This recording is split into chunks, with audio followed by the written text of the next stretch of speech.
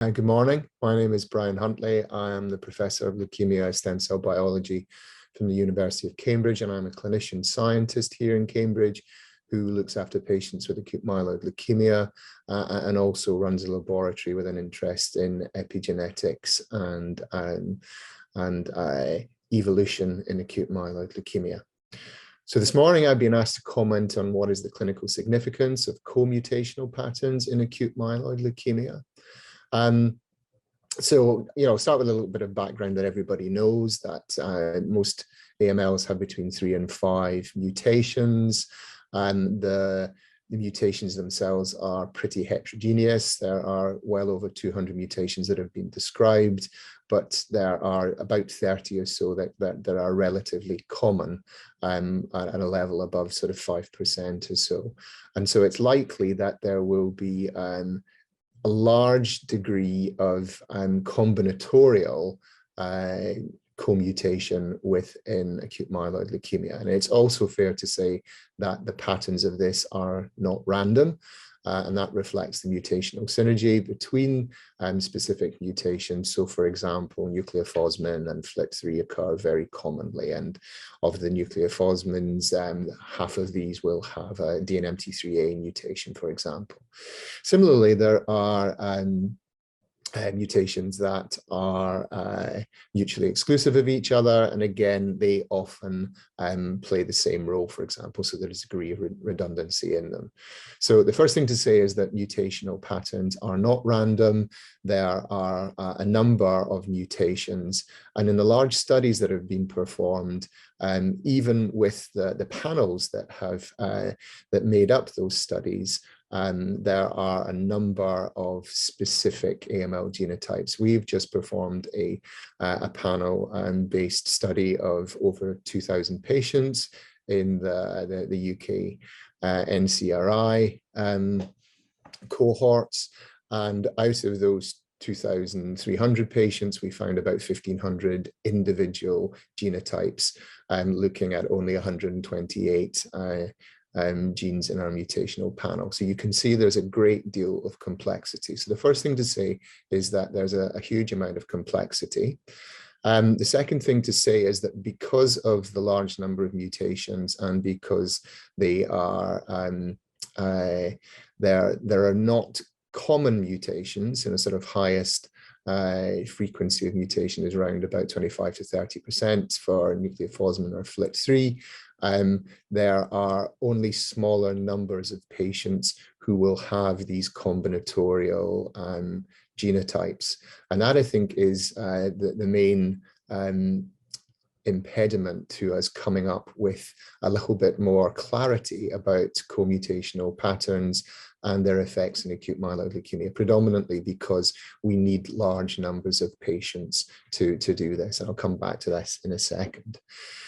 So we do know that co-mutation occurs. We do know that co-mutation modifies the effects of each of the mutations. And I'll give you a few examples of that. The most obvious of these is nucleophosmin, which, if it occurs without a FLT3 mutation, has a relatively benign phenotype.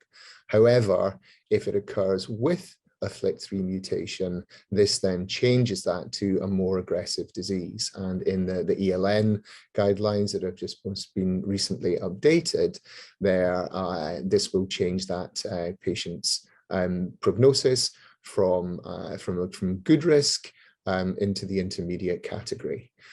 I've been involved with a study between the UK NCRI trials group with the Sanger Centre and Ellie Papa Emanuel at Memorial Sloan Kettering, and we have looked further into the effects of FLT3-ITD, for example. So FLT3-ITD does not specify the classes in our classification system. However, it does modulate the prognosis of a number of these classes. So I mentioned nucleophosmin, but also if you looked at those patients with a translocation of 821, in those patients who had a WT1 classification, which is one of the new classifications that we've come up with in those patients who had a trisomy classification, again, a novel entity that we've just picked up through this analysis, and also in patients with translocations of 6 and 9.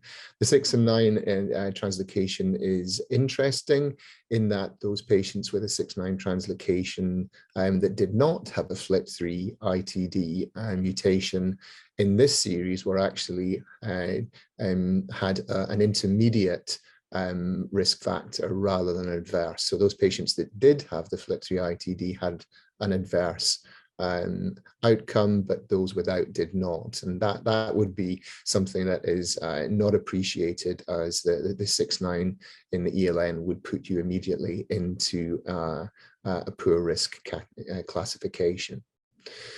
So again, we have in this study been looking at fairly novel entities, and the other area that we've really tried to dissect things down further is within the previously described chromatin and spliceosome abnormalities.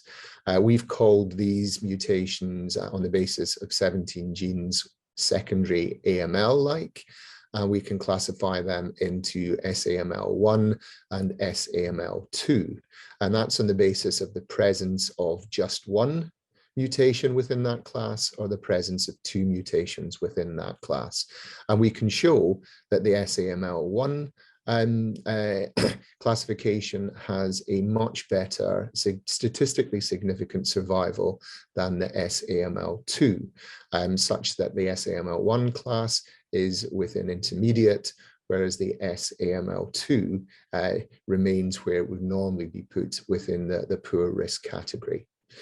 Now, this is important because it also holds for certain genes such as ASXL1 and RUNX1, which are felt to have by themselves poor risk scores. So the suggestion here is that you just don't look at individual genes, you've really got to look at the complexity of the combinatorial gene pattern within individual patients.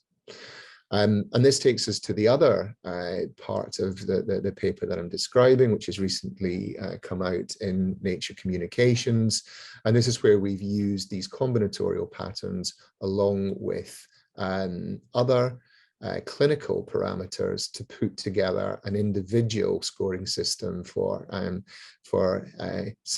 individual patients to try and factor in not just combinatorial genetics, but also their clinical state, their age, their white cell count, for example, and to try and give them the best possible score.